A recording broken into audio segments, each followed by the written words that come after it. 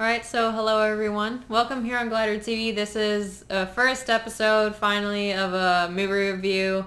And this is Ruben, Scruffle. What's up? Yes. And so this movie review is Spider-Man Far From Home. This is the spoiler review, so if you haven't watched it, please leave now or else the movie will get ruined for you. But if you have watched it, stay and hear for my opinions and like what I liked about this movie and all that good stuff, and like we'll hear Ruben's opinions too from the movie as well. So let's get started. Go Shazam! Go Web, go! Remember when you did that? Oh, that was so funny. After two Tom Holland movies, comparing to the first two Tobey Maguire movies, I still think Tobey Maguire holds the better Spider-Man still.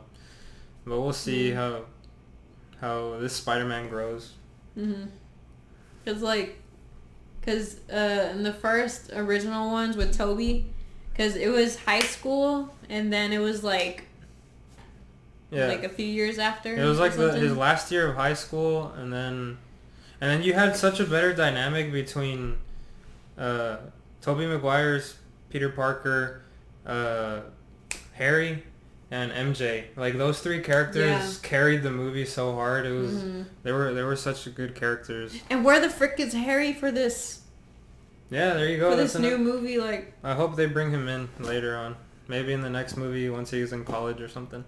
Hopefully he's like one of the nerdy ones, but like one of the cool ones. Then like the thing that I didn't like about this movie, I felt like it was more into the MJ and Peter romance type of thing, because like I feel like it was more leaning on that than more of like the story of Spider-Man. Yeah, it did play a big role, and I have the same complaints about the movie too. I think that's probably the biggest negative is the love story that they did between them two, because this MJ isn't as likable as previous iterations of MJ. Mm-hmm. Like she's very awkward and like the hipster like type of person that's like an outcast. Yeah. And it's kind of weird because Peter's like a really like sympathetic dude and like like a handsome guy and all this stuff, and he's like into this like really strange girl. And like compared to old MJs where they're very like they're very emotional, very like it's easy to like them. Yeah. And they have a lot of history with Peter and stuff. I think that for me the same thing. I didn't like the MJ Peter dynamic. Yeah, I think that was like the only thing that I didn't like about this movie was just that, because the scene when they were like on the bridge after Peter defeated or didn't defeat Mysterio, because one of my other friends said that Jake is still in contract with Spider-Man. So like so after he did all that, Peter and MJ come together. And like this scene, for some reason, it's just my opinion, but it felt very forced for them to like kiss.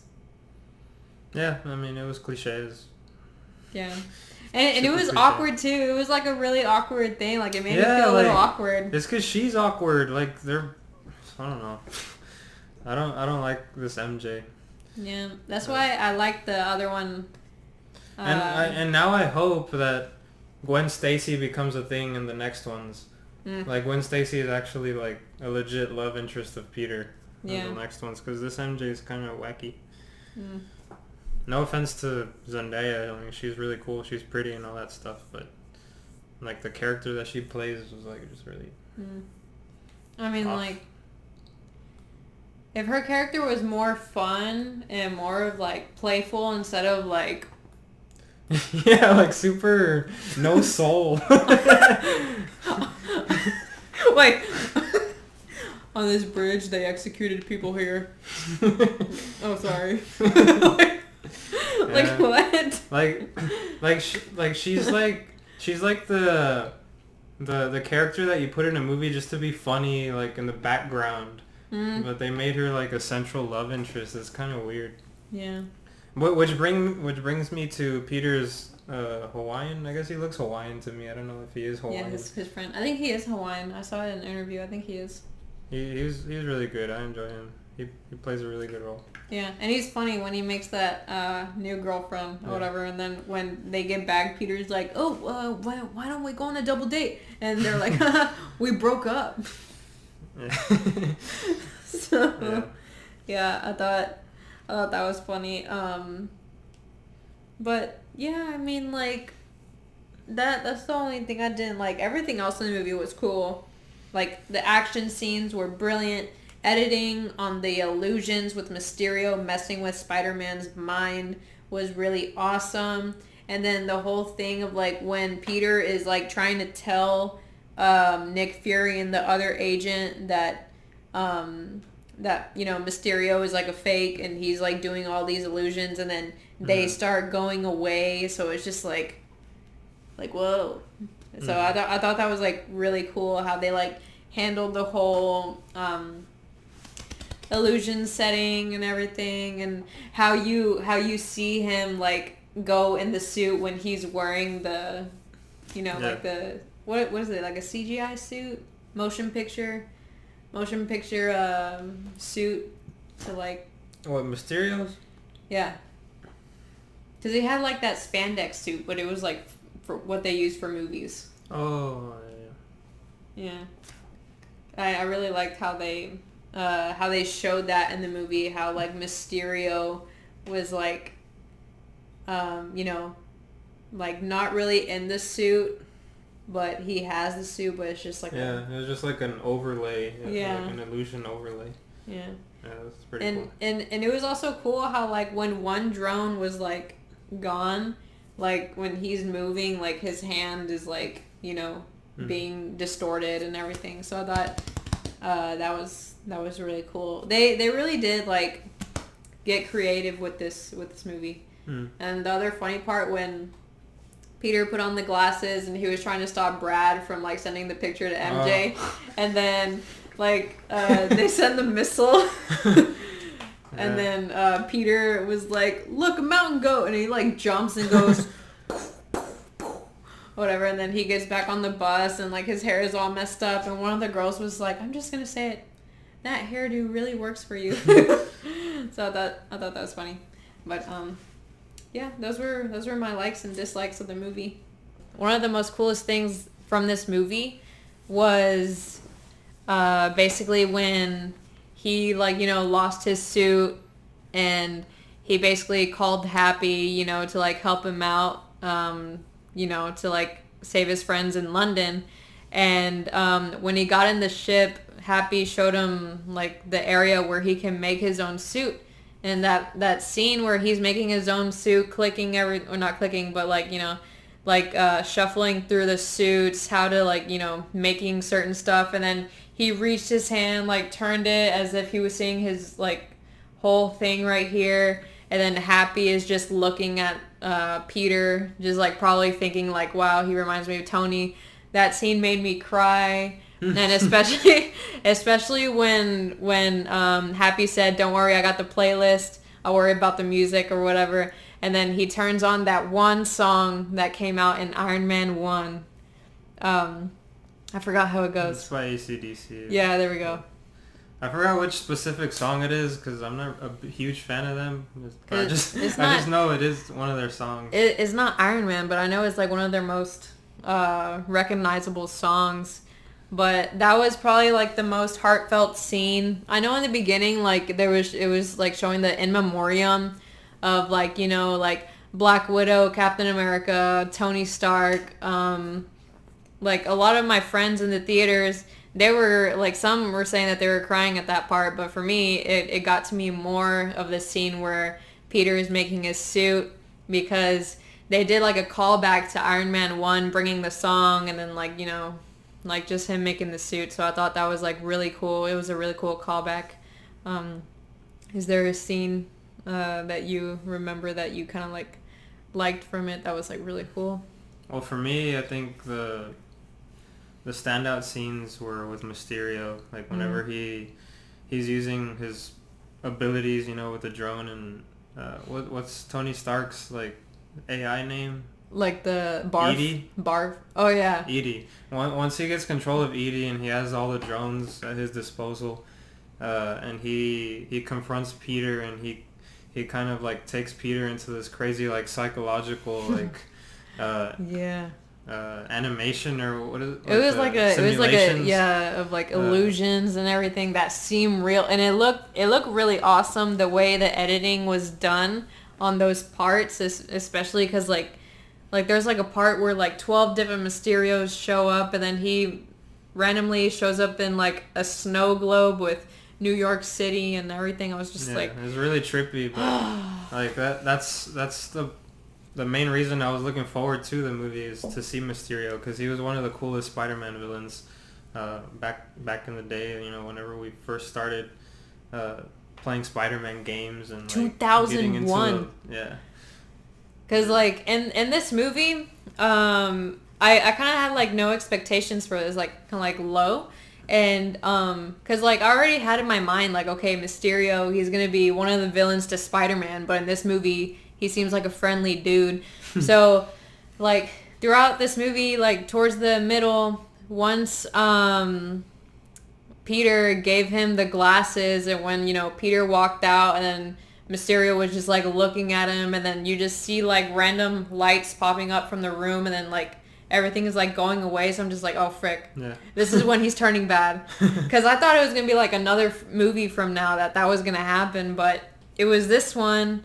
But the way like Jake Gyllenhaal, is it Gyllenhaal or Gyllenhaal? Jake Gyllenhaal. Gyllenhaal. No, Okay. No, it could be either one. It's one of those. Yeah, you're right about the twist. I'm kind of curious what people, like the people who didn't know Mysterio was a bad guy, I'm kind of curious how they kind of took in that scene, because I already knew it was coming. Like we knew that he was a bad guy, but like Mom and Pops, they didn't know.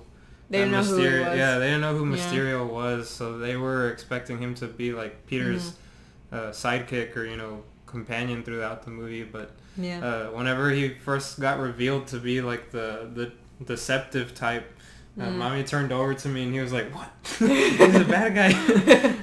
Yeah, he was cool. Like, and I really enjoyed his, Jake Gyllenhaal's like portrayal of him. It was pretty good. He's a good actor. Especially like when the part came to when he was in the bar making a toast to each people that's with him, and it did another callback to Iron Man 1 of another person that was getting yelled at by one of Tony's other coworkers or something.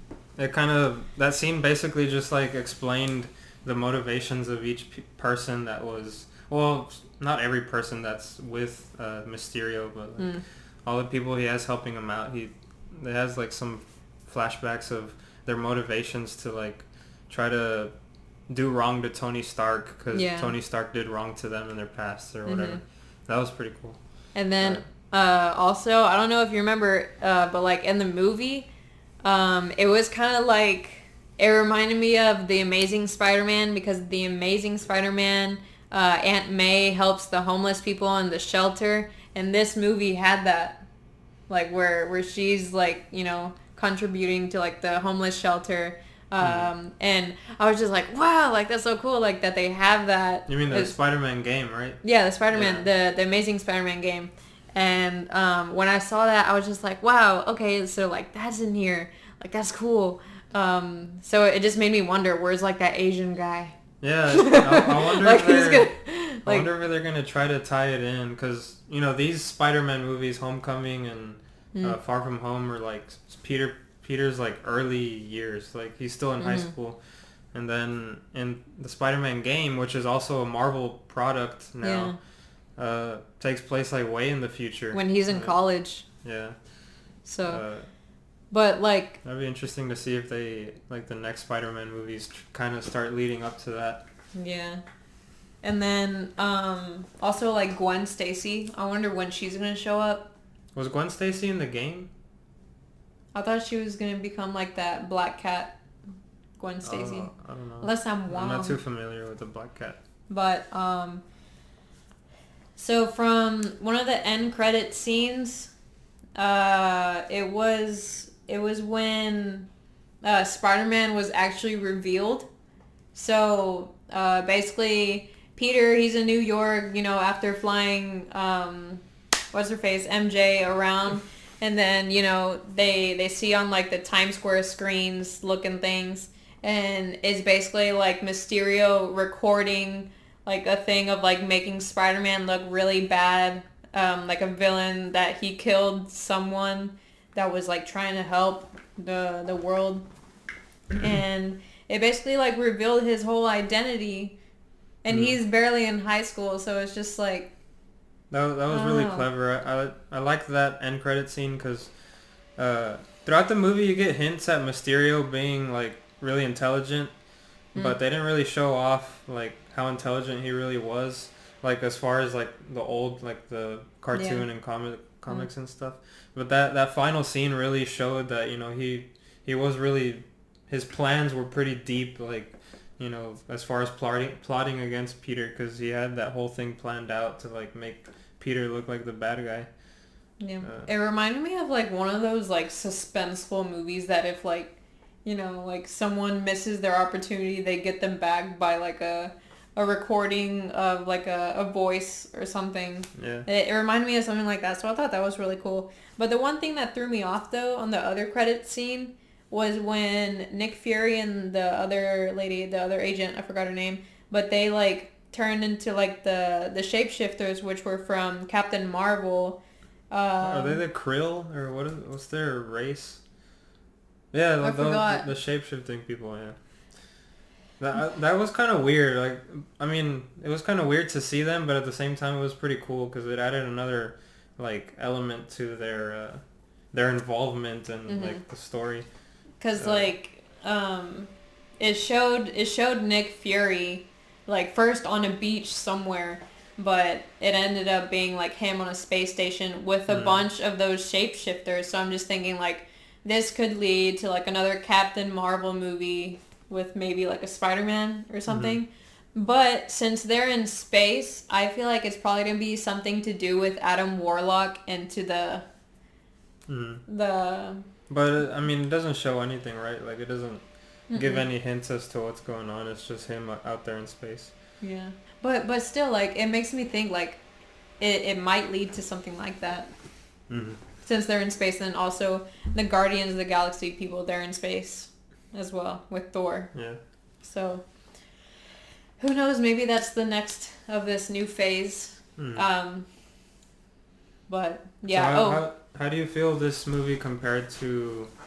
Well, first of all, how do you feel this movie did as far as, like, being, like, the epilogue to Endgame? Like, it kind of carried some of Endgame into the beginning. Like, I thought it was kind of cool how at the beginning they called... You know how they brought everybody back in Endgame?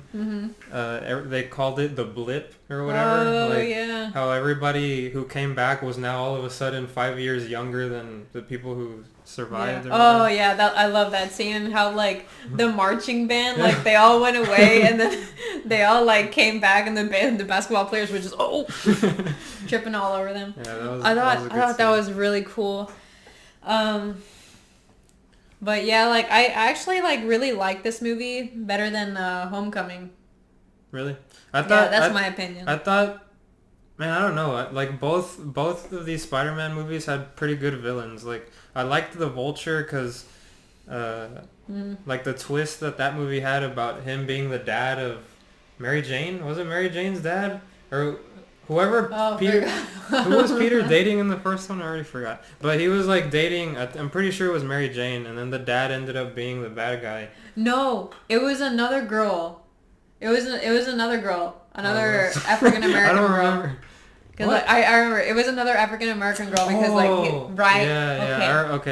Yeah. Her face just came into my mind, but that was a pretty good twist. And then here. There wasn't really a lot of twists other than that end credit scene, but I think Mysterio was a pretty awesome character. Yeah. And like at first, whenever the elementals were introduced, I was like, "What the heck?" Like, it's kind of. I actually thought those were gonna be like the next thing, like Yeah, like maybe the Avengers have to fight. The next big threat. I was like, dang, they're introducing these guys already, but they ended up being like fake anyway. Yeah.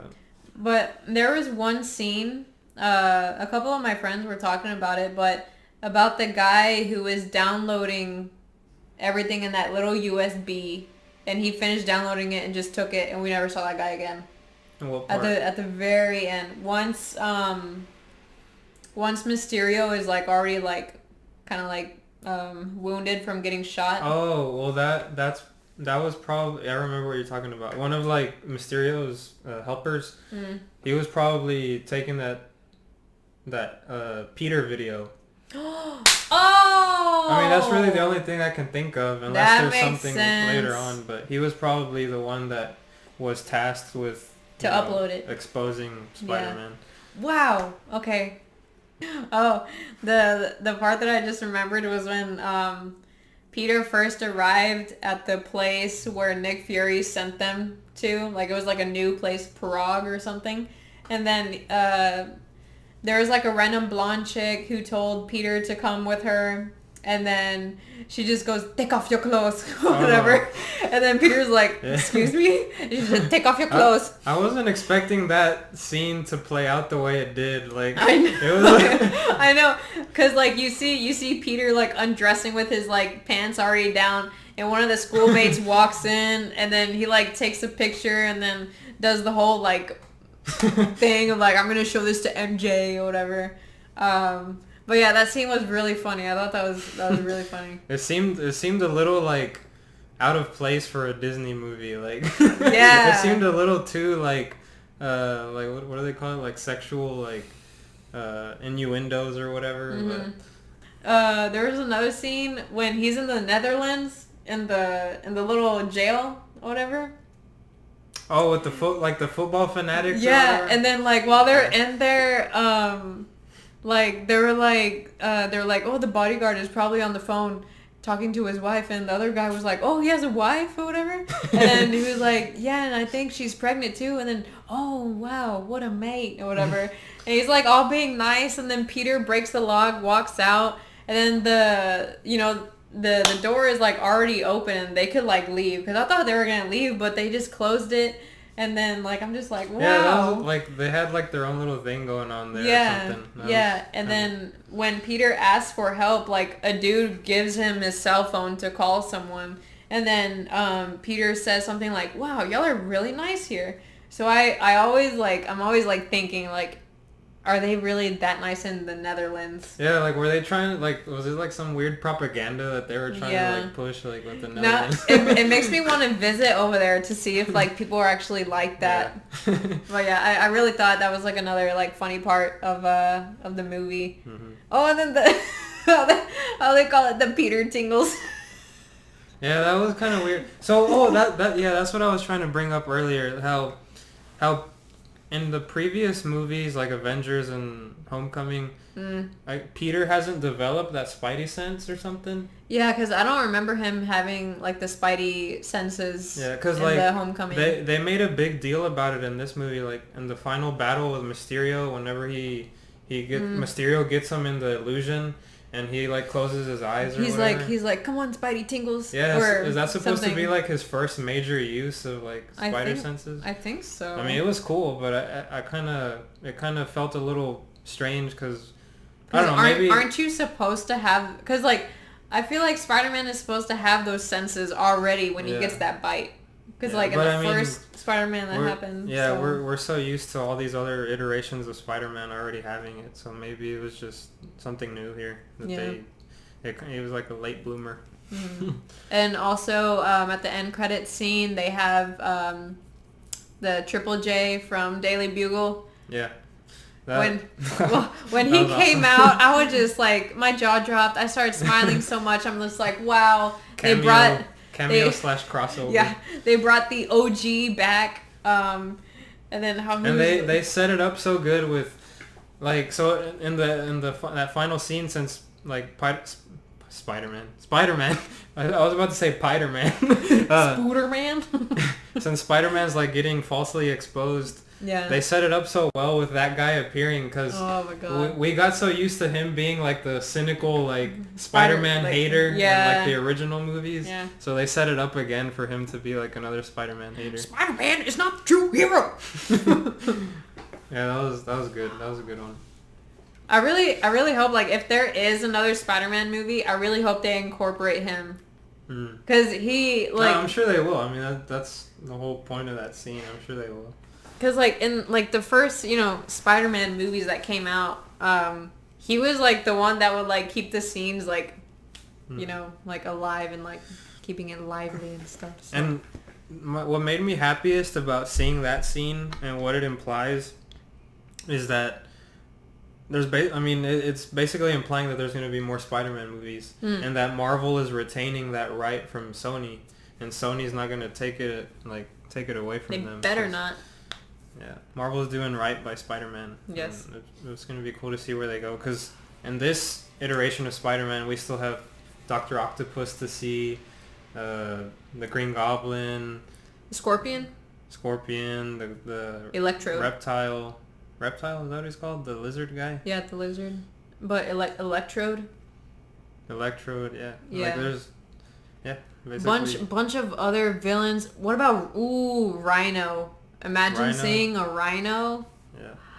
I'm cool. I'm hoping that Marvel does their version of the Sinister Six, because the Amazing Spider-Man, the Sony version, that wasn't that great. That was basically. Do you have other things to talk about?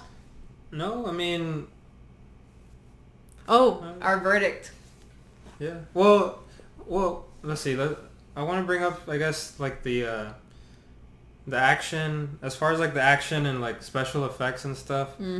I feel like if this movie came out a long time ago, it would have blown us away. But since we're so used to seeing all these like special effects now, it's like... Yeah. I mean, but they're awesome. Like the Mysterio segments are like top notch. They're really, really amazing. It gave me a little bit of Doctor Strange vibes, because when he would do this, he had little triangles. Yeah. That he gave me like Doctor Strange vibes. I thought that if his story was true about him being from another planet and they were gonna make him, or not another planet, another multiverse. Dimension. Yeah, like if it... What if they like freaking do... Because he was like talking about there's like a Earth 061. But it ended up being fake, because like, it was just like a story that they fabricated. But at least they brought it into the movie that like there's different dimensions. And that, yeah, like during the whole time that it was being like advertised, I thought if the multiverse thing was true, that maybe they were going to bring in the X-Men eventually, or, you know, like that would have been cool. But like... one of my friends was talking about today after the movies that if they were to do a multiverse, like having Tobey Maguire and Andrew Garfield come back. Yeah. I thought what they said was funny, and I thought it was cool, because I'm just thinking like, that would be cool, but I don't know if they would actually do that. Or like... Ooh, do you think there's going to be a Miles Morales coming up in these movies? Maybe. I mean, if the Spider-Man game is canon, like if it's what they're shooting for, then yeah, I mean, I suppose so. They'll start hinting at him once Peter gets older. Yeah. That concludes our Spider-Man spoilers review here on GLiiDeR TV. The first one, hopefully it was well. And I know I'm going to be doing a spoilers review for Stranger Things, because I'm pretty sure... Like he finished watching it just like 5 minutes ago. So I'm just gonna do that review. Yes. Spoilers, it's good. So that's gonna be, do you want to be part of that? Yeah. Okay. Yeah. So everyone's gonna be part of that. But okay. So that review is gonna be the next one, and then I'm gonna be posting a Halo 3 multiplayer gameplay. So stick around for that. So yeah, I'll be posting more soon. So thank you guys for watching this review. Final verdict. Oh, frick. Okay. It's her first movie review, guys. Bear with her. Okay. We'll get the itinerary down a little better. Right. Okay. So the final verdict for me. Well, first you give your rating on a scale of 1 to 10, of 10 being the best. So this movie, on a good day, like on a day that I'm feeling really hyped to see a superhero movie, you know, like those, whatever, you know what I mean. Yes. On a good day, this movie is probably like for me like a like a 8.5, you know, like a B, solid B. Yeah, it was just, like I said before, it was one of those things where we've seen so many of these movies now. I feel like it would have been a lot more impactful if this was the very first Spider-Man movie we've seen, you know, like if the previous iterations didn't exist. But yeah, still, like, awesome Spider-Man movie. I recommend it. Yes, I recommend it too. I do also recommend watching it with like a group of friends as well, so you can like talk about it after. I saw it with my parents, and totally watch it with people who share the same interest, same hype level as you. For like Marvel. That way you have people to talk to and banter. Well, you don't want to banter during the movie, but you know, like. Yeah. Yes, I recommend watching it with a group of friends who are really interested in the Marvel saga and like series and whatnot and Spider-Man. And the final verdict that I give this rating is also an 8.5.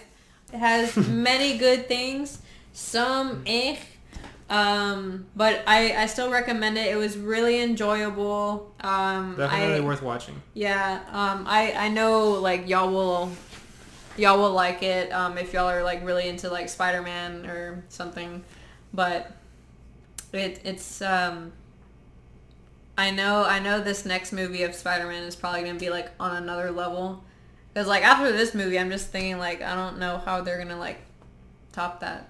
Yeah, bringing in Jonah Jameson, that reporter, that'll add a really cool element to the next Spider-Man, especially if he's gonna be like on the run. We don't know how like heavy that plot point's gonna land. But. You know what it reminded me of when Peter Parker's identity was revealed? It reminded me of John Wick. Oh, when now everyone knows it's you. So that's what it reminded me of. I'm just like, wow, this reminds me a little bit of John Wick when he has like 4 hours to like.